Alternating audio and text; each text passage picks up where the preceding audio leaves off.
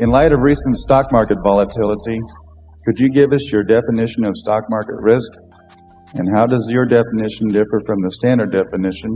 We don't think in terms of, we think first in terms of business risk. You know, the key to Graham's approach to investing is not thinking of stocks as stocks or part of a stock market.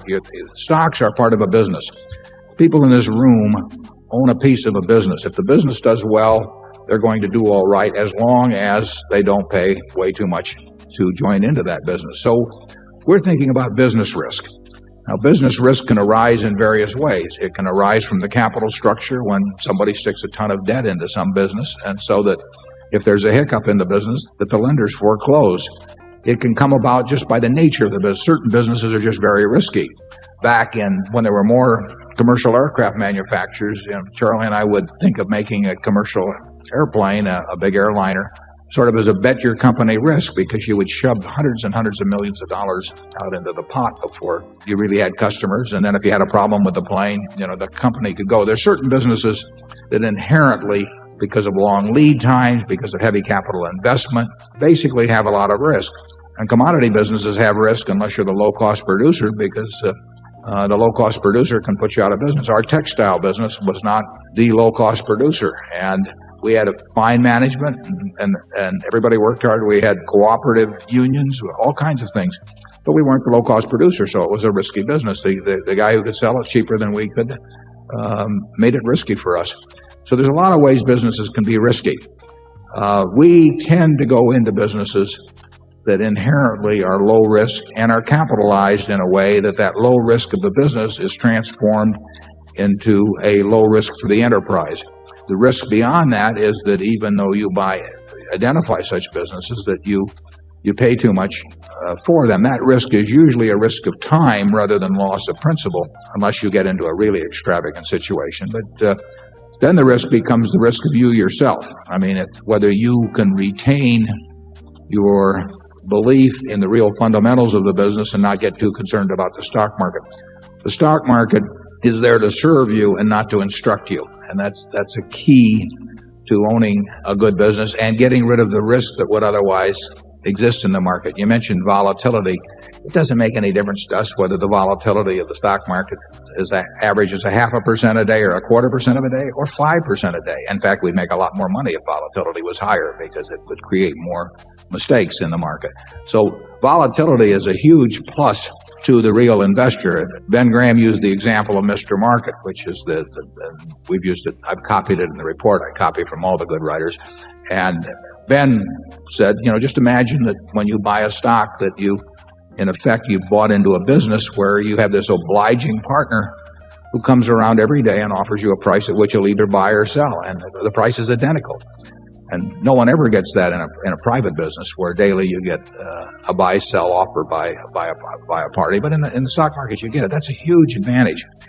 And it's a bigger advantage if this partner of yours is a heavy drinking manic depressive. I mean, the crazier he is, the more money you're going to make. So you should, as an investor, you love volatility.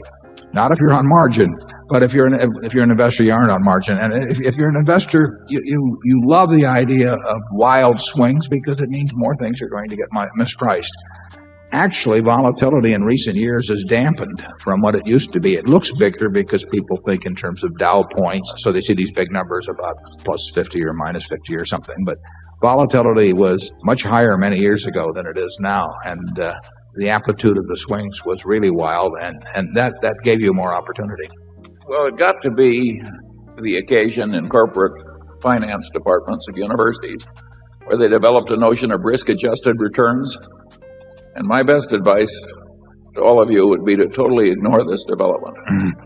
Risk had a very good colloquial meaning a substantial chance that something would go horribly wrong. And the finance professors sort of got volatility mixed up with a lot of foolish mathematics. And to me, it's less rational than what we do. And I don't think we're going to change. Yeah, finance department seats that volatility equals risk. Now they want to measure risk, and they don't know any other way. They don't know how to do it, basically. And so they say that volatility measures risk. And I've always often used the example that the Washington Post stock, when we first bought it, had gone in 1973, had gone down almost 50%, from a valuation of the whole company of close to say 180 or 175 million down to maybe 80 million or 90 million. And because it happened very fast, the beta of the stock had actually increased, and a professor would have told you that the company was more risky if you bought it for 80 million than if you bought it for 170 million, which is something that I've thought about ever since they told me that 25 years ago, and I still haven't figured it out. Incidentally, I should make an announcement on that, because I think that I've made a certain amount of fun of finance departments over the years. A fellow named Mason Hawkins, who runs Southeastern Asset Management, just gave $1 million gift to the University of Florida, and the state of Florida is matching that with $750,000. So this $1,750,000 is going to be used to have several courses in what essentially is the Graham approach to investing, I think, starting very soon, so that there will be at least, and there are more than this, but there will be a finance department, in this case specifically devoted to teaching the Graham approach. And I think they're even going to pick up on my suggestion that I stuck in the annual report about having a course on how to value a business and what your attitude toward the stock market should be. So thanks to Mason, who's done very well managing money, I should add. And there will be at least one university course that tackles what I think are the important questions in investing.